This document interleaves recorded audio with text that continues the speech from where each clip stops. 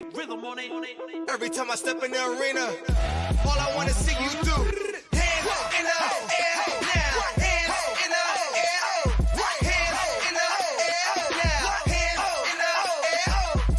Yo, just know when you come to my city to battle, you gotta walk past my statue in the front before you even get to me. Yo, I've been down it since I was 8, cause my team wasn't no pace. Give them 81 to their face, Jaylee Roses on their grave. Now 24 when they really hate. Love it when the stakes so high, I rest I wasn't like 10 alone on my dinner plate. First take to the max, I kill a man, that's no debate. It was fate since I began, I was bound to be great. In my leg going and sinking, in my way I shake and bake. They just say I stay with every move I make. You see that two types of man, the one that's on the court and the one that's in the stand. The one playing the sport and the one that's just a fan. But don't understand, but swear they could do better than you on this last dance. But it's Jerry Corset, looking up to Jordan, more than too important, and you ain't wanna put it. Well, I'm hated or supported, y'all getting extorted. Leave your team assorted, you traded while I'm awarded. Hey, let me see those hands now. Let me see you dance now. Let me see those hands now. Let me see you dance now. Stand back and watch it go mode. Half man, half ram, call it go mode. On the proud with my ground, call it go mode. GOAT, you know we Now go they go call me mode. PW Kirk, a legend in 2 games. I went from dancing to rapping, I'm bodying both lanes. They had me down 3-1, came back like King James. I ain't chasing this fame, just stacking up all this change. Look, I wasn't tall, so I idolized the gods. Now I cross over like Iverson with these bars. I was in China like Marbury living large. And Kimball walking from the Bronx, I knew I could be a star. I made a couple raps and now they asking, can I open up? I got them fans throwing up their arms like I woke them up. See me on their TV screens, more you going up. Ain't gotta brag, you know what's up when we showing up. They told me be the best I can be. I ain't the definition of gold, it's the definition of me. 10,000 hours time to take the game mastery, and I'm in gold mode with this Mamba mentality. Let me see those hands now. Let me see you dance now. Let me see those hands now. Let me see you dance now.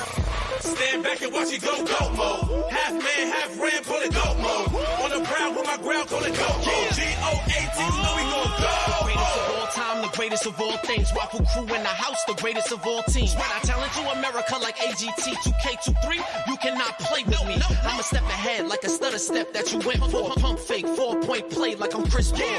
Vince Carter over foreign giants, hopping out the foreign like a giant. Known to be quiet, causing a riot. Burn the whole system down, form a new alliance. Open interpretation between spirit and science. Your reliance on our human genetics upsetting. You watch sports to watch the black man's natural progression. Hold on, wait a minute. Oh, my Kawhi Leonard.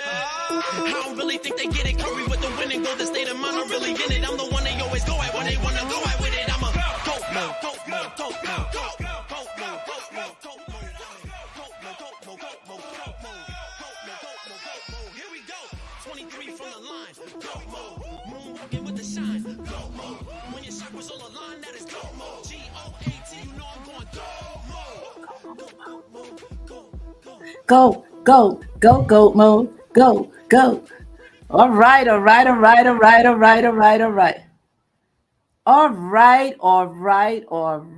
Okay. Hey, everybody out there. How are you doing? Welcome to Bravo with Sheila. I am so glad to be here with you tonight. I'm excited. I'm always excited.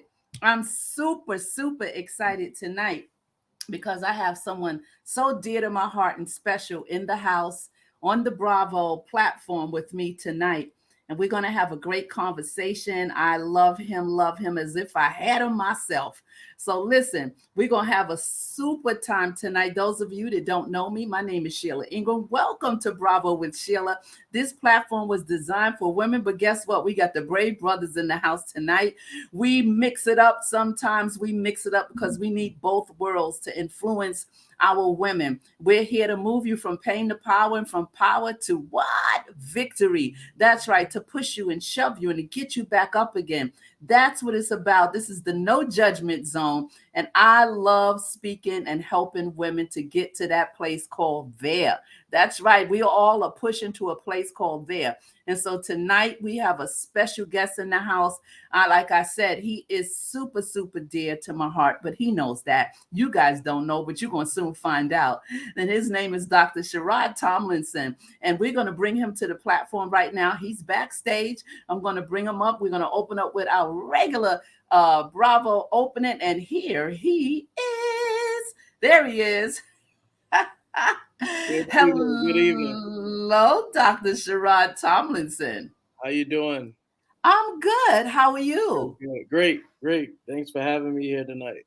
Listen, thanks for being here. Thanks for accepting the invitation. I'm excited about you being here.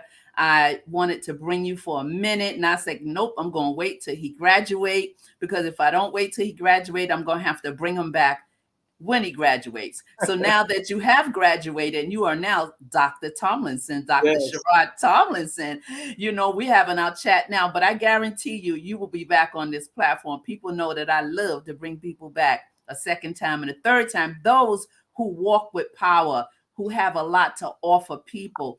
And you are one of those individuals who have a lot to offer people. And so I'm grateful for you being here. And we're just going to open up. Stay right there. We'll be right back.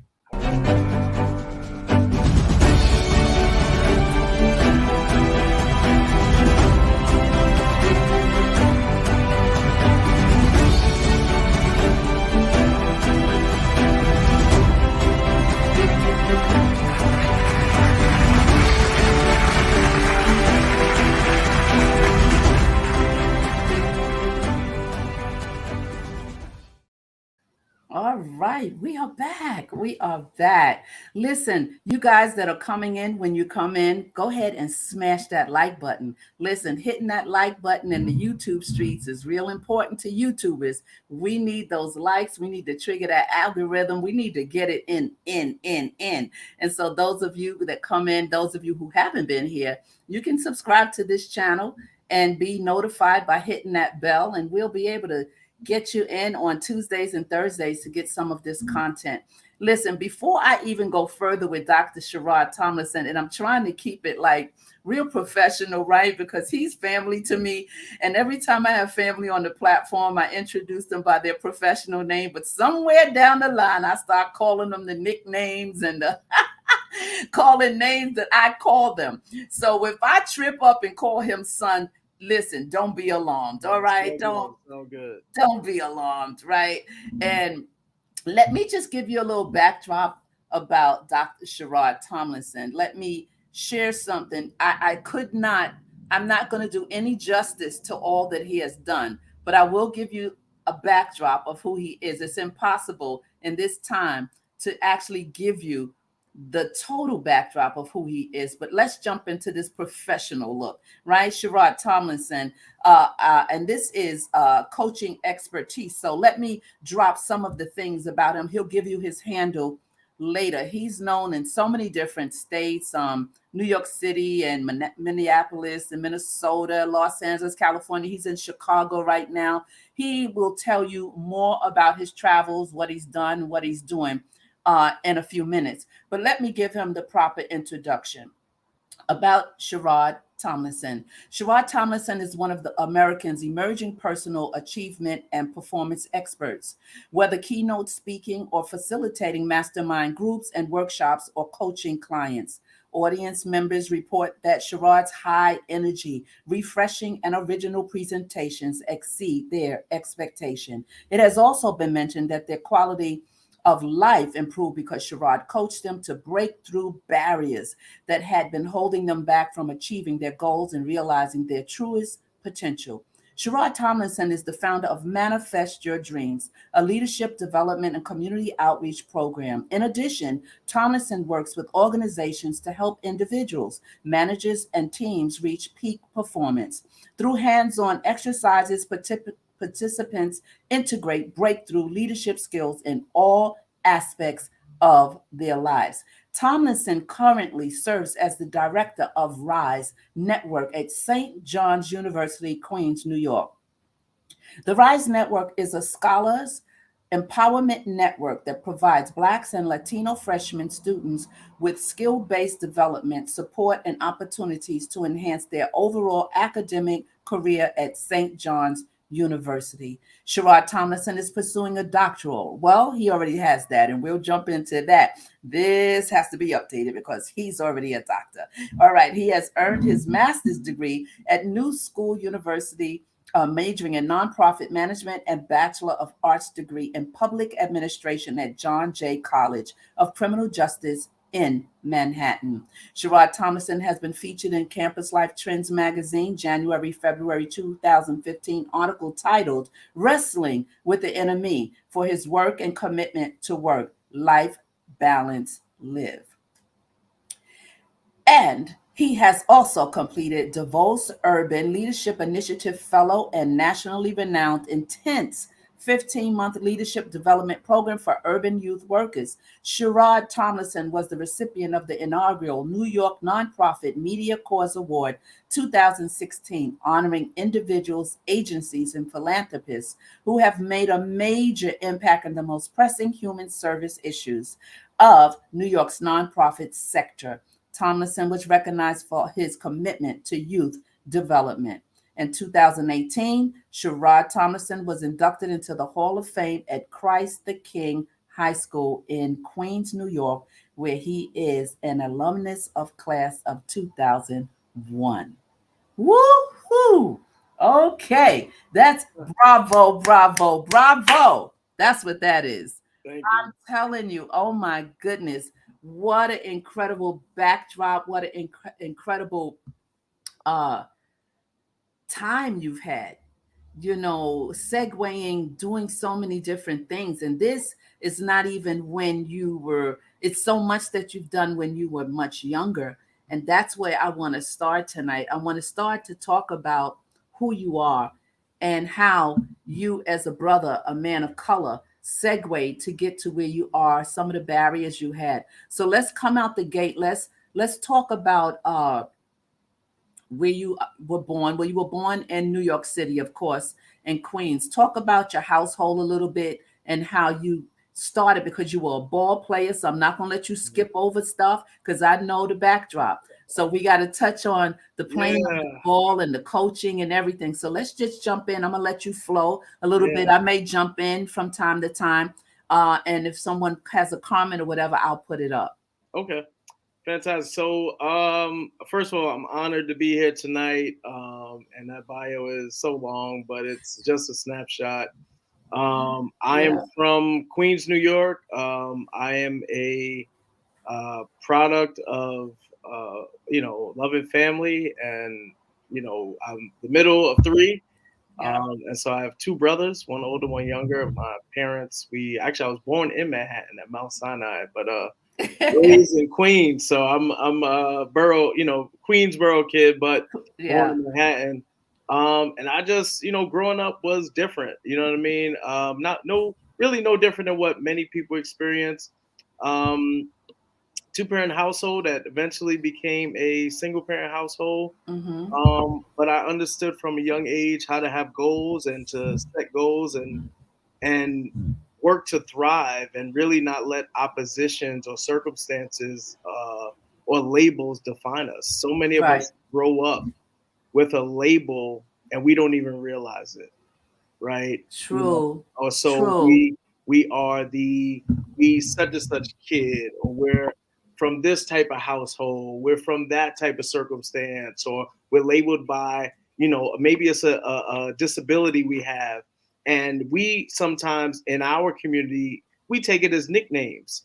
But what we're doing is we're a lot of times labeling people for a lifetime. And so early on, I just had goals. I mean, I played basketball.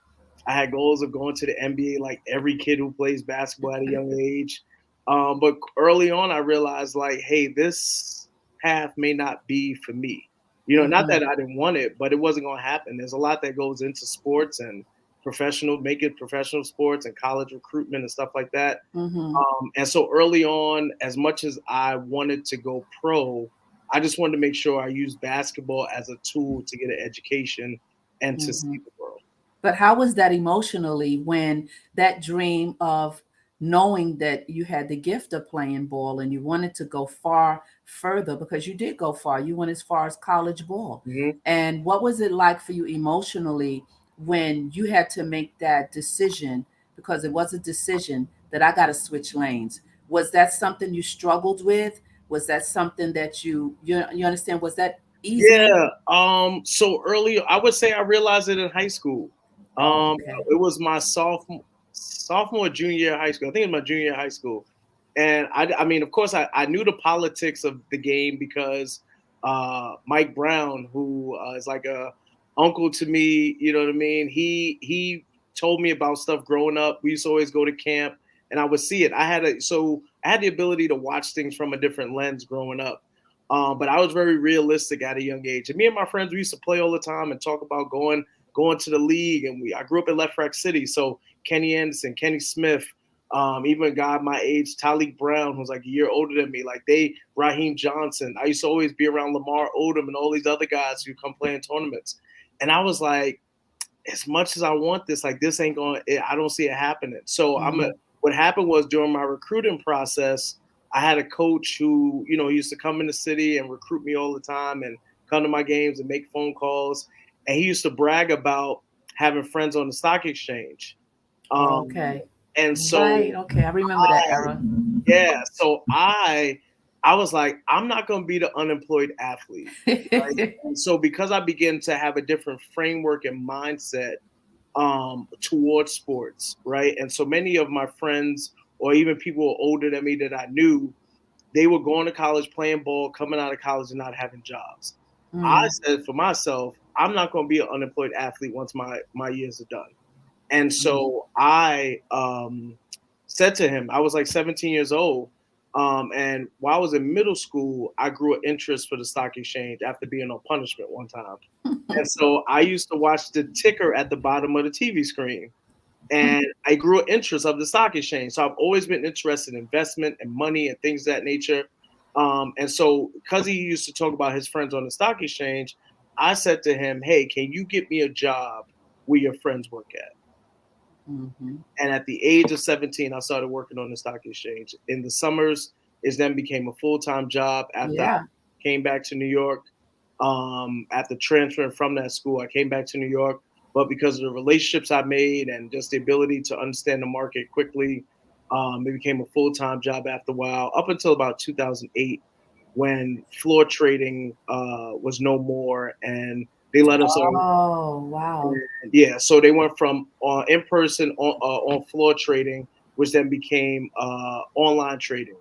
And so, like 2008, I lost my job there, but it probably was one of the best things that happened for me. Really? Absolutely. Because it shifted you. I understood purpose during that moment. While I made good amount of money at a young age and while I was doing well professionally, allocating the accounts of other people at the end of the day was not rewarding for me as a person. Ah, makes sense. And so I always felt like I was, connected to people. I had a call to work with people, help people in their lives from that standpoint. I always had a passion for community service work and things of that nature.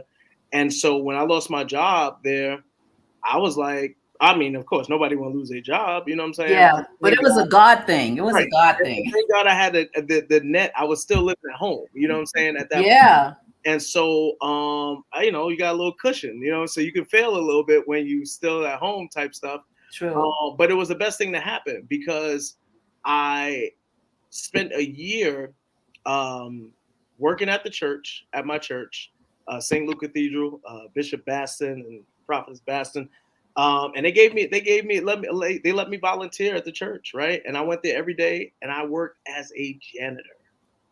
Right. I got a bachelor's degree. I got 8 years experience on the stock exchange, and being unemployed, I humbled myself. Just made up in my mind, I'm going to go to the church, work as the janitor, help out at the food pantry.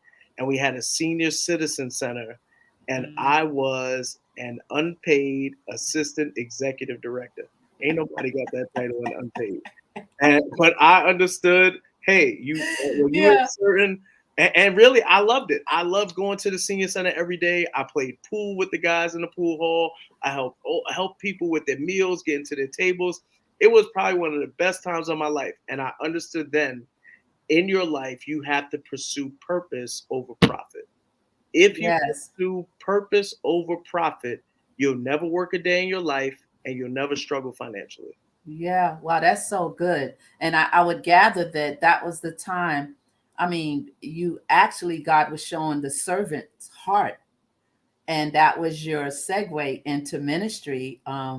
The humility, working in the church, the gift was already turned on, but actually doing that type, and the humility takes you up quietly behind the scenes, and then boom, God just exposes you, and people, where did he come from? Or who is that? Well, you did a bid, you did your time, showing that this is my heart. This is my heart. And I guess that was the beginning of ministry, was it? Yeah, around that time. So about 2010, I want to say, is when I think I did my trial sermon in 2010. I forget the year. So many years have passed. So much has happened in that time. Yeah. But yeah, I know. Yes, somewhere around there. Because this is yes, somewhere around there. Somewhere around Okay. 2009, 2010. Wow. I did my initial sermon, and then I think I was actually ordained an elder in Mm. 2010, 2012, somewhere around there. Yeah. But Yeah. yeah, I just love people. I love working with people. I love helping people. And it gave me the opportunity to do it. You know what I'm saying? And like you Yeah. said, like even today, people see the chapter that they walk in on, right, of our lives. True. See where you are now. And people see what you're doing now, and they think like you've always been there. Yeah. And no, that's not where I always been. You know what I'm saying? I Mm-mm. didn't grow up with a silver spoon. I had to work hard. I got Yeah. a lot of student loans to pay back. So if anybody in Yes. the audience want to help, I'll put that Cash App. But but people, they judge you based upon your success. But True. people don't know the trials that you've had along the way. And it's So important true. for us sometimes to pause and understand the totality of the story of people before we judge them and where they are. That is so very, very true. Not knowing the backdrop,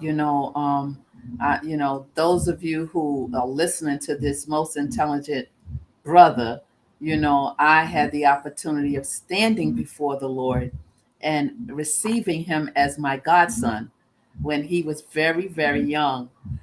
People say, "Oh, my godson, Yeah. my godmother, my goddaughter," but I literally stood in front of God at the altar, and who knew Hmm. that even at that time, I don't even think that I was in ministry. I um i don't think I was in ministry at that time. Hmm. But then it's three brothers, it's three of you, and God gave me you.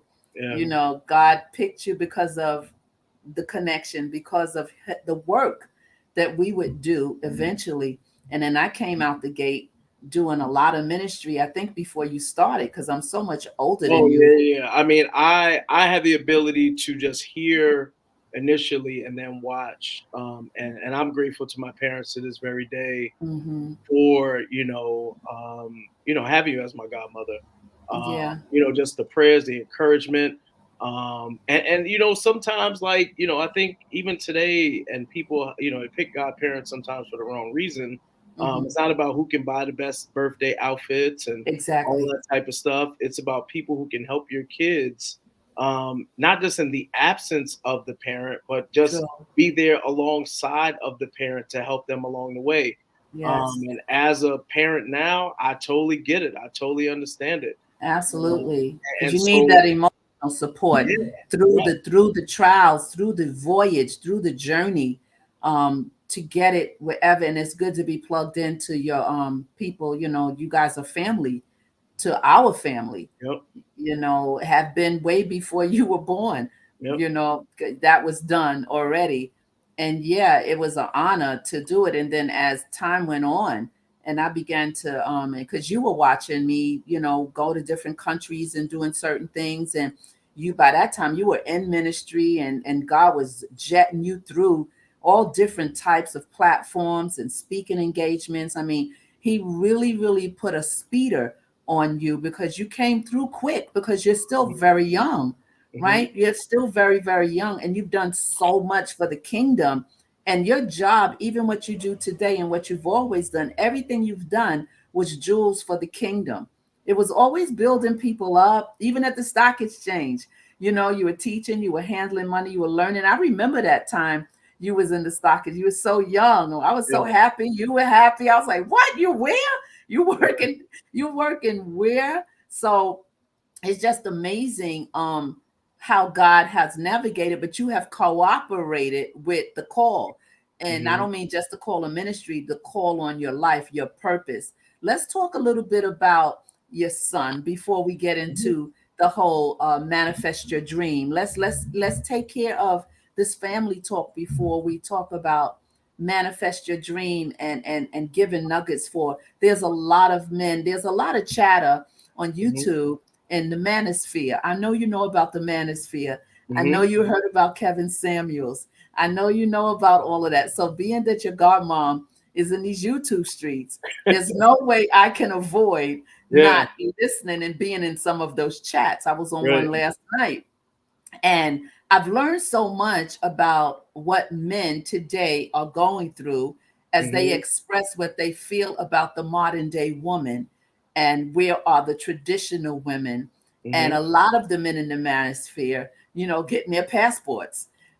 They feel that the sisters don't want marriage. They want someone with a lot of numbers behind, you know, in the salary. They want all these different things.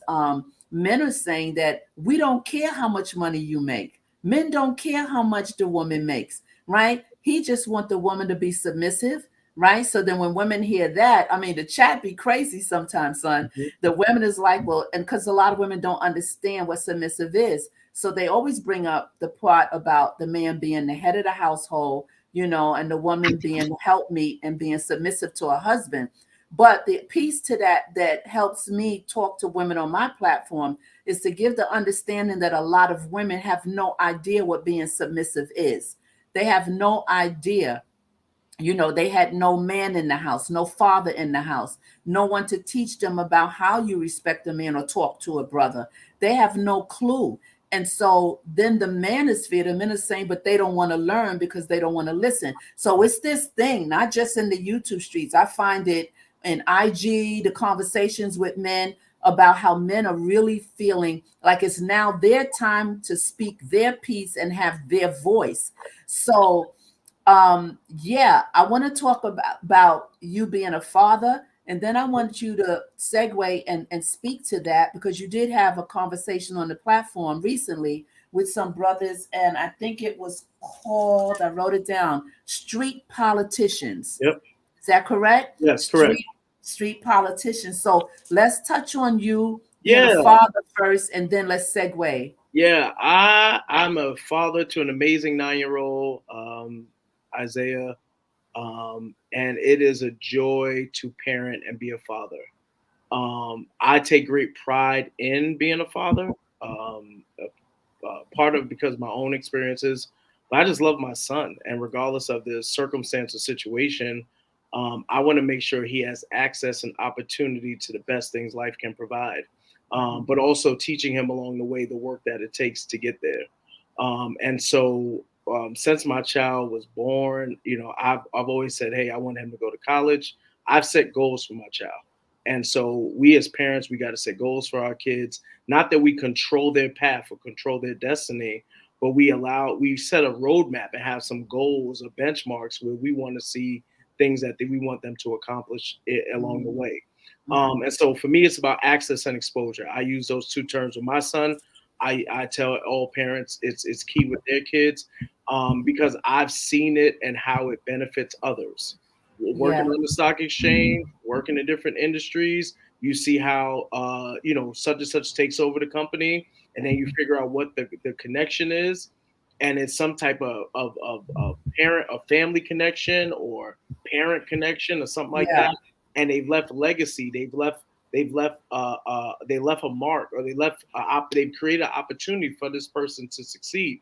And so for me, I want the same for my child. And so since he was young, I brought him to work with me.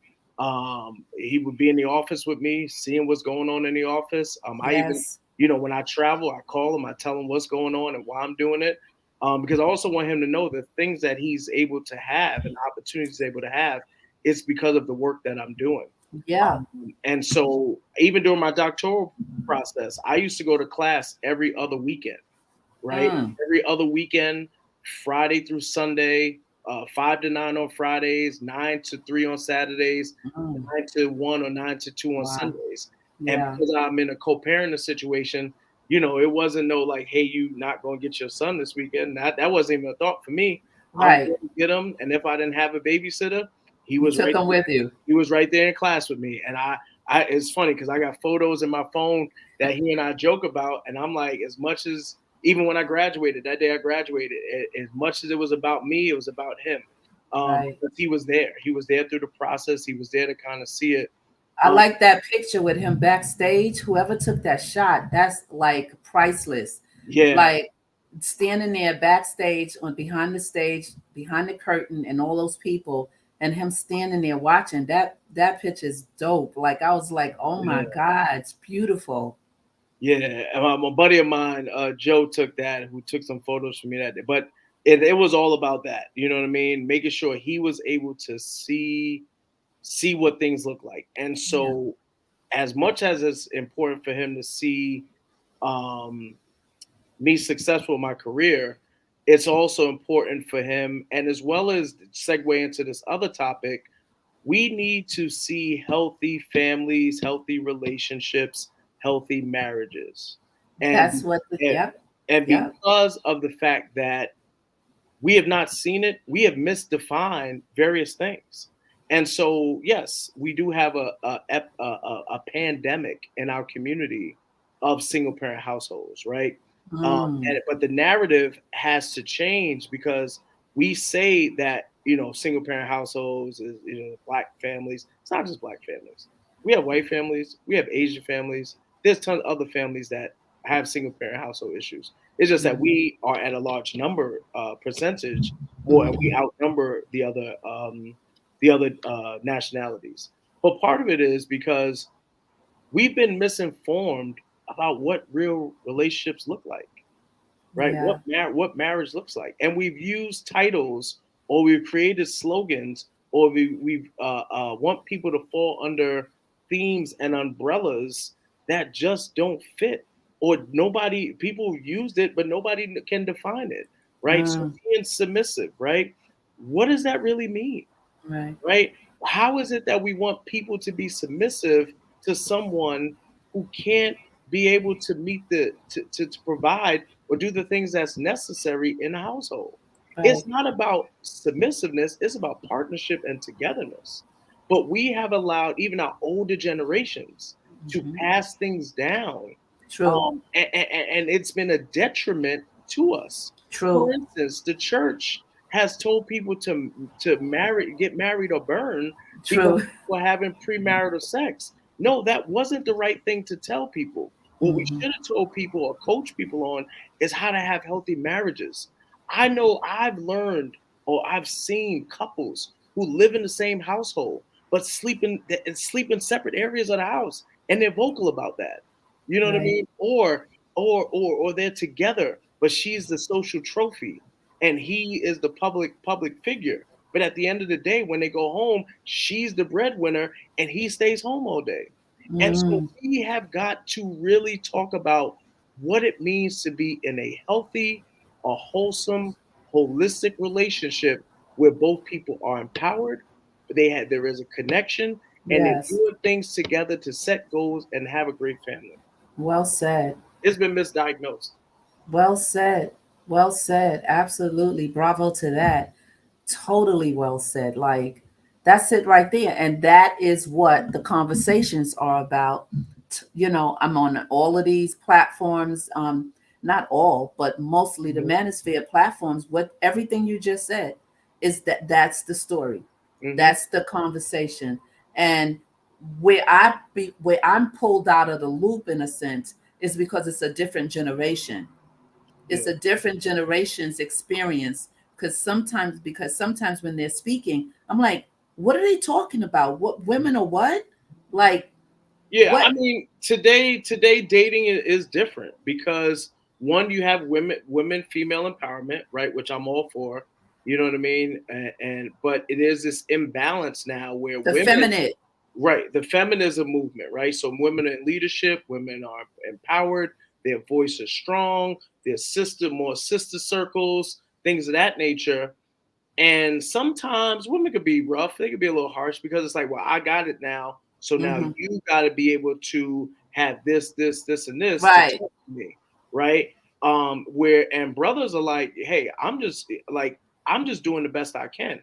And even from Exactly. my own experience, at the end of the day, I want to come home and have my home be at peace, not have to fight with you how I'm fighting with the world and fighting with my employer, right? Because at the end of the day, we should be in partnership working together to move forward and have couple goals. Yeah. And too many people get together being great sex partners, but not understand Mm. each other and become a great couple. And Mm. so oftentimes that's, you outgrow each other because what was pleasurable is no longer sustainable, right? And now you want something new. It becomes Yeah. Baskin Robbins. Absolutely. Correct. Correct. And it's about respect. It's about respect. It's about understanding one another and having conversations. I think sometimes we speed date. You know what I Oh, for mean? sure. We speed date, and then we're not clear about our expectations Yeah. in dating, Like, right? what do you want? What are Right, you looking for? right. What are the things? What is your love language even? What is where how far can we go?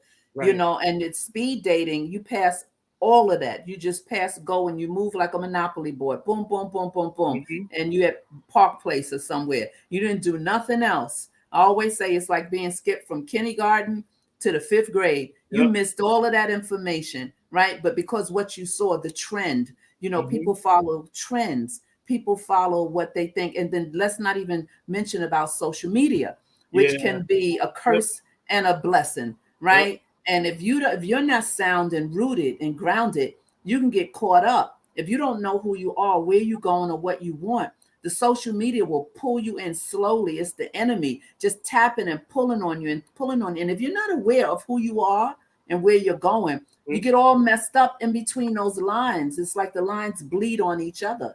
And then and that's when we get labels. That's where a lot of, because I'm telling you, when I hear the conversation, I'm like, okay, so that's what's going on in terms of the modern day woman. They're like, whatever happened to the traditional wife, the Mhm. traditional woman, right? Not saying that you can't be empowered and have your own thing. There's this conversation about, the bank accounts. Like, how many bank accounts? There are people on the streets say one bank account. Some of the women in the chat is like, no. I mean, what do you mean Mhm. no? It should be one pot in the house so we could work towards the goal for us as far as partnership. Mhm. So all these things, there's a conflict with our men, our young men and our young women. That's why I had that. I think you popped on when I had the boomers, the millennials, the Yes. gens, and I wanted to understand. That's why I kept saying the torches that have been passed, we've neglected each generation. I was neglected in terms of, because they definitely, before my mom, didn't have a lot of jewels to give in terms of how do you navigate through life, because it was settling back then. You Mhm. settle. You don't need to do nothing but be barefoot and pregnant, have kids, and shut up and march. Mhm. So, was a lot of that in that era. So passing it forward, it was your grandmother who really played a very big part of my life, talking to my mom. It was your grandmother who said, I can get her a scholarship right now. It was Gloria who was the one that's where you get that gene from. She was community. Mhm. You needed something, you pick up the phone, she got it done. She was very well connected, and she was about community. And so there were certain missed spots that I didn't get either until I became a full grown adult. Even to this day, I'm listening to certain things. There's a lot of missing blank spots in me, Yeah.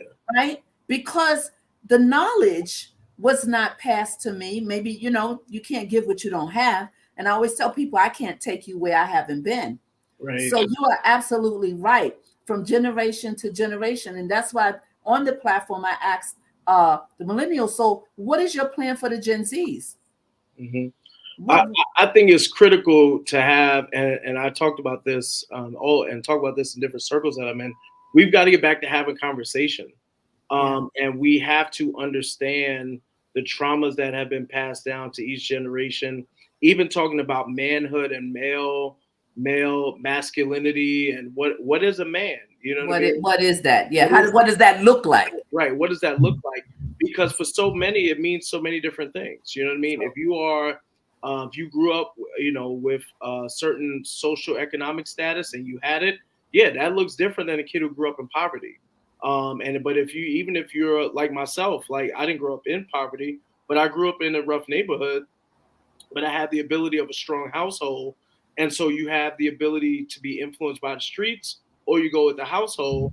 But you got friends in both circles. Or if you're a kid who grows up in church, but you got friends who are outside of church, right? There's so many different things that are attacking your psychological mindset that you have to make decisions while struggling with your foundation at times, or the way you're being raised.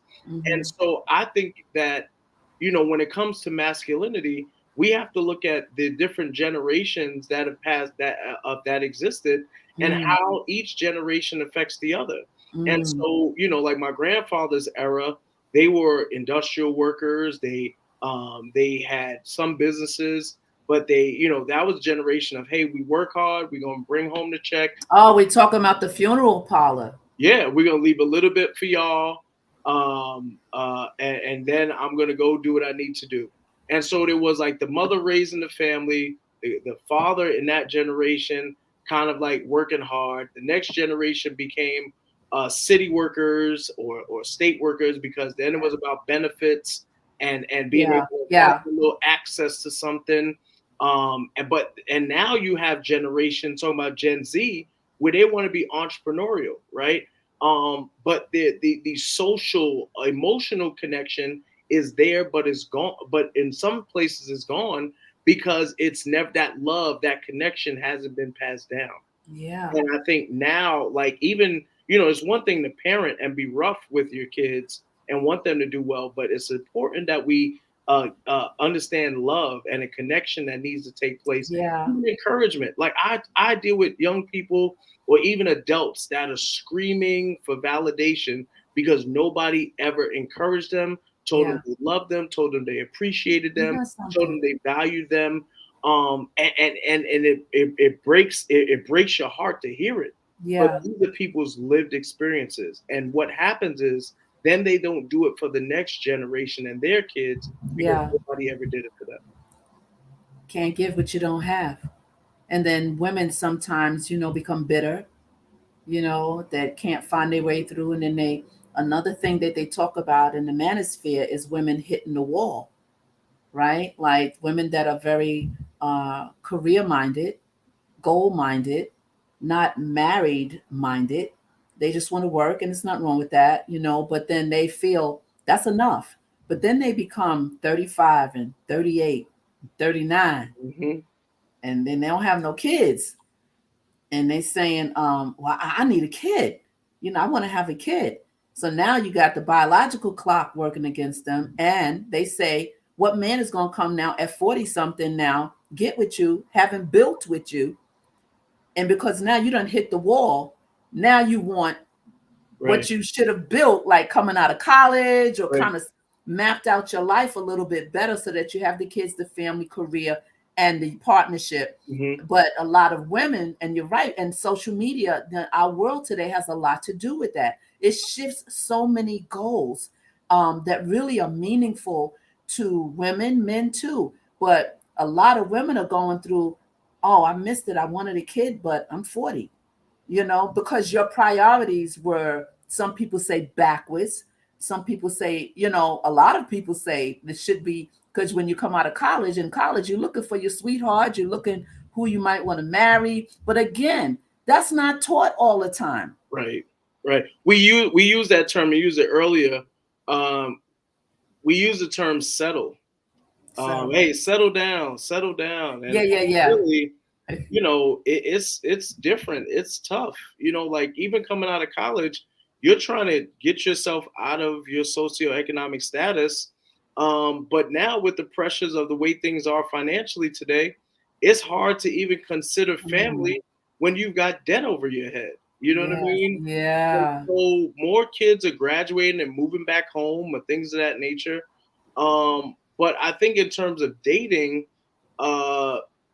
it's really just about a conversation and building relationships. I really think that I agree. we give sometimes too much credit or too much attention to the negative aspects.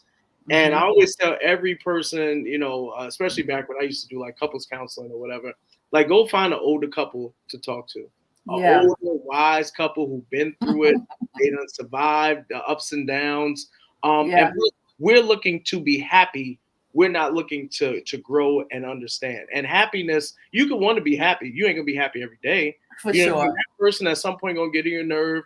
Y'all For may sure. have there was a video that was up. YPJ had it up. And he talked about the difference of having a disagreement versus argument. And many times we want to jump to arguing versus understanding each other and just having where we're coming from. Like we're trying to get on the same page. We're going in the same direction. Let's land on the same floor, and work it from there. Don't be on 3 and I'm on 1, because then that whole piece that's in between on the second floor, it's like jewels there, and you're right. It's a difference between arguing and just having a conversation. Yeah. So let's talk a little bit about and segue into your doctoral. I want to talk about how exciting that was for you. I know it was very hard because it was a sacrifice of time, no sleep, and because that program is very difficult to get through. And I'm sure you had a support system, because when you're going hard like that, you got to have people around you. And I'm sure some folks from the college and different people that you could tap into, your pastor, different people supported you. So now that you have done that, let's talk about what that degree is, how it's going to serve the community, and then tell us about manifesting your dream. So starting the doctoral program, I considered it a few times before I actually did it. But I never thought it was for Black people. Just, that was my thought process. This ain't for Black people. Because the only people I saw before with doctorate degrees were white people, right? Or Asians, or, And it wasn't until I began to see like a couple people of color with doctorate degrees, I was like, oh, okay, maybe this is for us. And then I applied to a program. They was like, your life may be a little too busy. We won't accept you. So I applied to Dowling in 2015 or 2016, and I got accepted. And, simply the lady asked me about simple question about what are you looking to do? And then the second question was, what's your thoughts on mentoring? And that's really what my study ended up being about. But mentoring has always meant so much to me. But I was nervous because I didn't think I could do it. I was like, I'm not sure about this. It's a financial sacrifice. It's a time sacrifice. And I said, you know what the heck? And I was actually coaching college basketball at the time and the dean of students when I was working at a prior institution. And I just stopped coaching. I said, I'm gonna give up coaching, go do this. And I started my program. After my first semester there, it was like that summer, I was like, I got this. You know what I mean? And so I went through my classes for 3 years. Like I said, every other weekend. Wow. For 3 years. So it is a sacrifice. It is a sacrifice of time. It is a sacrifice of functions and all that other type of stuff. Well, your life is on hold. Right. But even in the midst of all that, I was still involved in church, still doing community stuff, still doing work stuff. I didn't do the fun stuff, right? I didn't go to parties or family functions, those type of things. But any other thing I did make myself available for, because I just felt like those commitments I had to keep. And then I finished my classwork, did my comp exams, then came to writing my dissertation. And along the way, I did have some bumps in the road.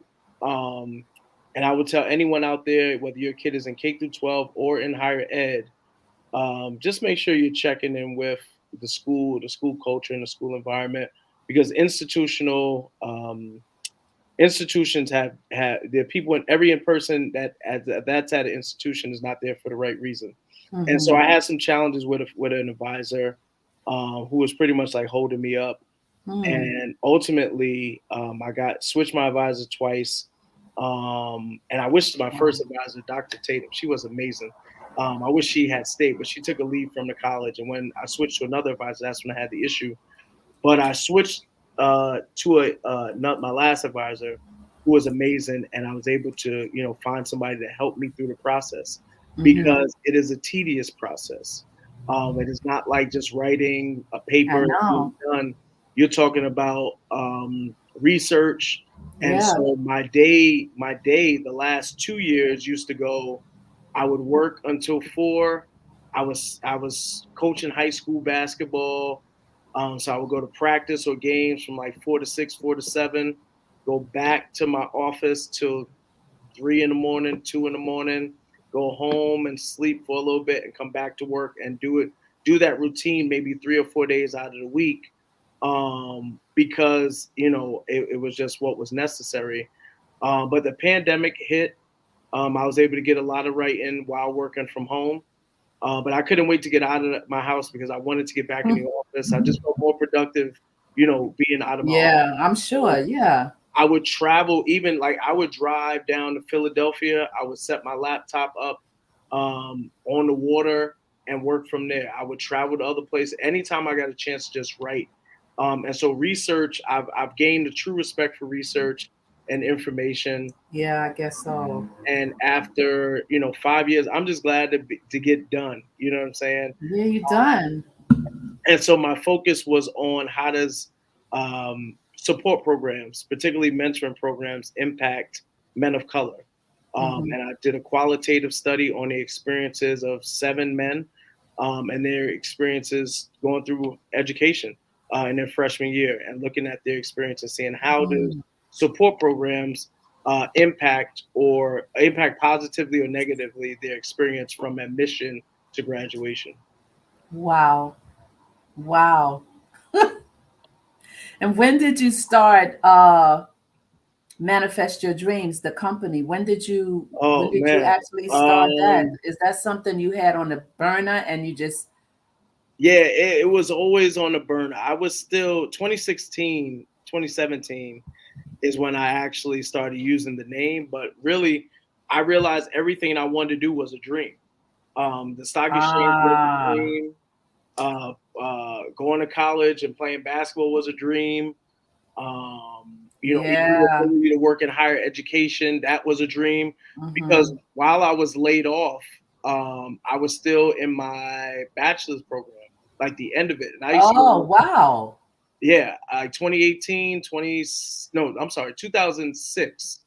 I was still working on the stock exchange, but I was still in school for my bachelor's. And I used to go to my pastor's office, who was the dean of students at a college in the city. And I'm like, man, this looks interesting. I wonder what it's like to work here. And I was like, it just started as a thought, became a dream of working in higher education. So that's where the name came from? And so that's where the name came from. Because I believe we all have a dream that we want to fulfill. And many of us work in career positions out of either life necessity, or we're blessed and true to get into that position that we really want. But sometimes you got to take a position and get the experience to ultimately get where we want to be. True. And you can't negate those early on experiences, because they'll make you better in the long run. I agree. And I believe that also people need shadowing experiences. And so the workshop definitely with people is to help them to create breakthrough plans on where they are, where they're trying to go. But in the meantime, try to find ways for them to have a shadowing experience with people so they can see if this is something they really want to do. Because just because you want to be an accountant, don't mean you want to do the work to get there. Just because you want to be an engineer, don't mean you want to do the work to get there. So it may be a nice thought. Yeah. But do you want to do the work to get there? You want to do the work. Absolutely. And sometimes life hits us hard, right? Hey, you have a baby early on. Sometimes you got to take a job out of necessity of life, or just it ain't about kids, just the way your life goes. You know what I mean? You may have hey, I got to take this job because I need it now.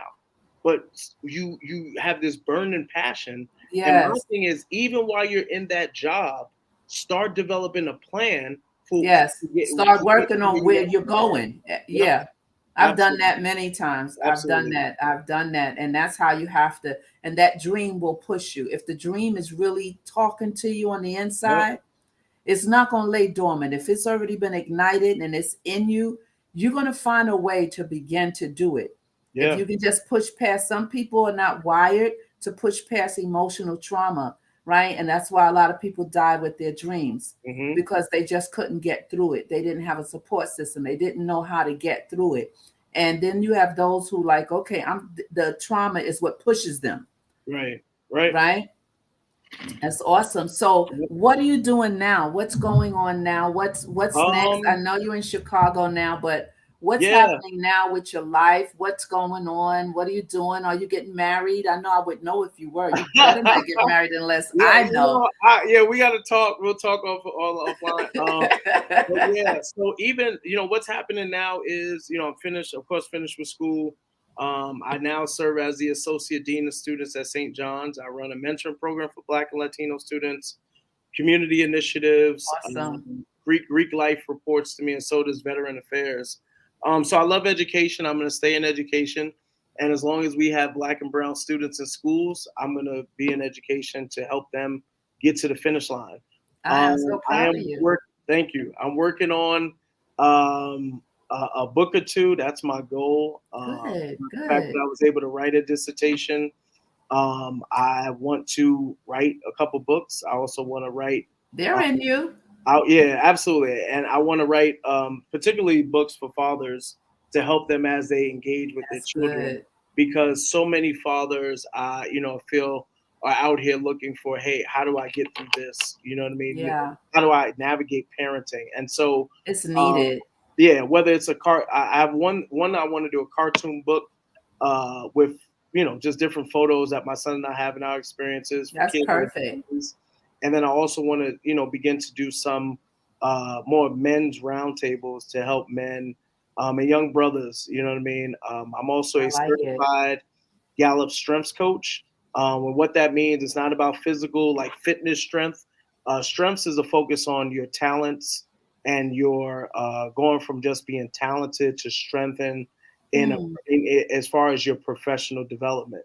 And so mm. many of us have a talent, but how do we get to the place of strength? How do we get to a place in our career where we have peak performance? That's makes a lot of sense. That's missing as well. Everything you're saying is so needed. It Yeah. And really, so really I've is. been working with individuals, companies, teams, departments, and executives to help them with their organization, their teams.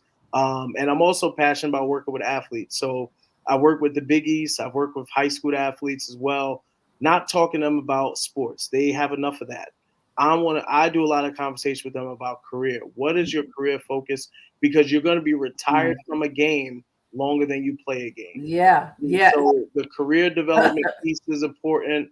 Building Understanding, character. building character, building your network, all that type of stuff is critical, because at the end of the day, like we don't live in silos. We choose to live in silos. The, Mm-hmm. the, the feeling like leadership is lonely, that's a myth, right? Mm-hmm. And it's a Mm-hmm. myth from people who have poor relationship building.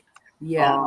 Because leadership isn't lonely. If you connect with people, if you have No, of conversations course. with people, Right. if you had shared dream, you'll Yeah. find ways to connect with people. But Absolutely. don't let the trauma traumatize you to the point where you start So it creating paralyzed narratives. you. Creating narratives that nobody likes me. I can't get along with this one. Yeah. And so that's what strengths is about. And so I'm going to try to even start working with some faith-based organizations with that.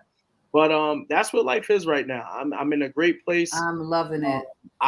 I am in Chicago because every now and again I need to just break away to get into my creativity juices. Yeah. And as long as, even if I was home, I wouldn't do it. You know what I mean? Because you're in a comfortable or just Right. familiar environment. So I like to travel to different places and just I went to a few college campuses here. Mm-hmm. Sometimes just walking around the different cities, get Yeah. ideas and talking to people and just you know challenge your brain a little bit. That's so good. think in a different place. And so Yeah, that's where I am. And I I love love it. helping people. I'm going to start going to get back now that I'm done with school into doing cohorts of young people, but also adults with different Yeah. workshops and seminars. And, that's my I goal. love it. Help I people. love it. I love it. I love it. I love it. This is so awesome. I'm gonna clip so many parts of this and do shorts because you said you dropped some major mic drops, right? So I'm definitely gonna clip some of the mic drop comments that you made and put them up for shorts because um a lot was said here. I'm gonna make a lot of people always come to the channel after the fact, but this segment was so powerful, so powerful. I want some of the people, some of the guys that I'm connected to in the streets to really take a look at this. Going to send it to a couple of people because I think that you benefit from sharing even on their platform your perspective, your experience, and your knowledge for what's going on with men being feeling so lonely.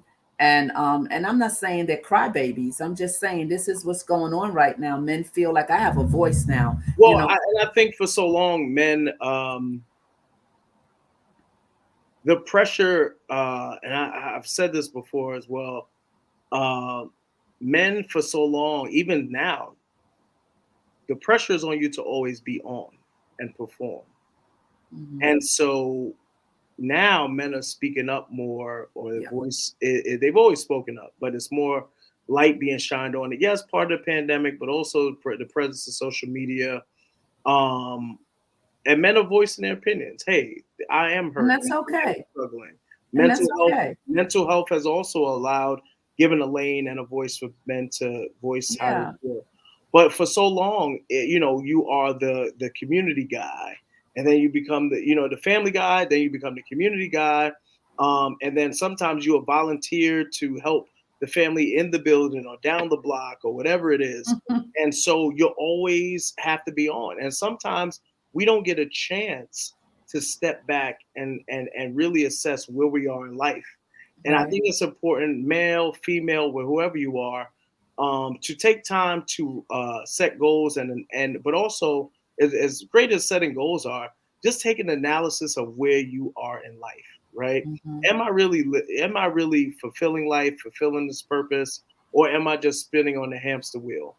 mhm, Have I taken on too much? Do I have too much pressure on me? mhm, Who can I trust? Who's in my circle? mhm, Who can I confide in? Who mhm. are those people that I can really go to when I need to have a conversation about what Right. I'm dealing with? All those things, I don't care from young to old, it's critical that you begin to develop accountability partners, develop a circle of people who you can trust, and build a network of people who want to see you win. Who Everybody's want to not see you? out here hating, right? No, no, not at all. About Not at hating all. has been happening for too long.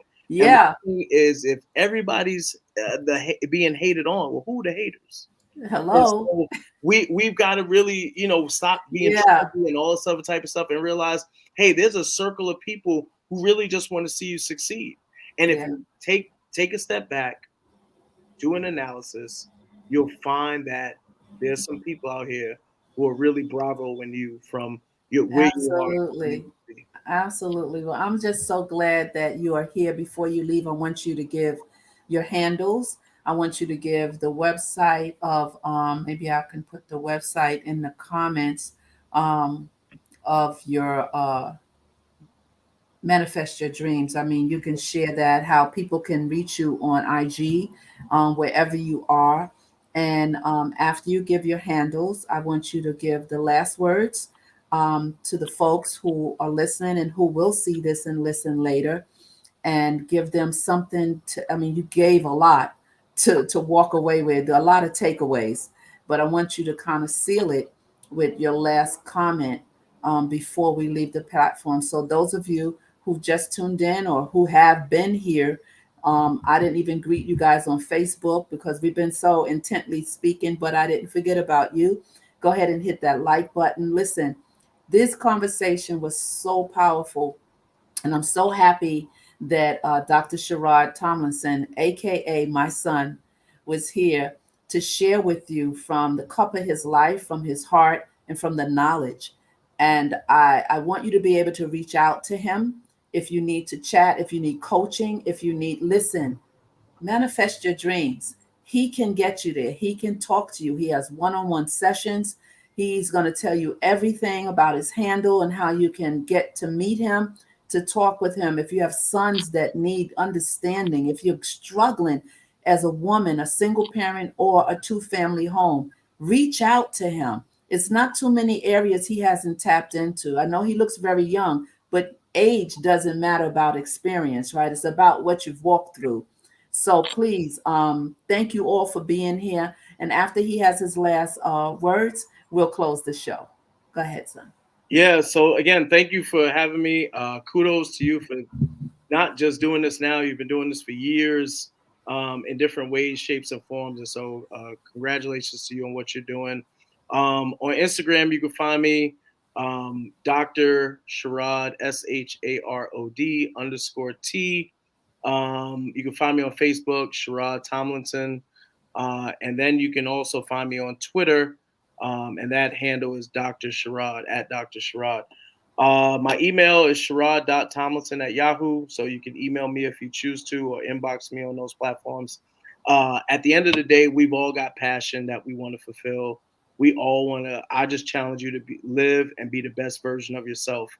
And so 20 years ago, I started even doing a morning text, started to myself, just to encourage me to get through the day, and just use whatever platform you can to spread positivity. Here, 20 years later, I'm still texting You sure are. people every morning, whether it's a scripture or just some positive word to help them get through the day. We are each other's best asset. And so reach out to people, connect with people, understand that there are those, like I said before, who want to see you win, who bravo you from where you are, of a place of pain to a place of accomplishment. Don't be afraid to speak up and share what you're going through. And as I've experienced, right, representation is key. We need our brothers and sisters and to see them succeeding. But even more importantly, we need to know that we can make it. So wherever you are, Yes. whatever field you're in, understand that you are there to be an impact to people. And it's about your power of influence. You have influence, and there are those Yes. that are watching your life, and they're being influenced by you every day, no matter where you are. So powerful. So very powerful. Thank you so much, Dr. Sharod Tomlinson. Thank And you. all you guys out there, remember, when nothing changes, nothing changes. Simple, powerful. Sounds like it's nothing, but it's so powerful and so true. When nothing changes, nothing changes. Stay right there, son. I'll be right back. Let's close out the show.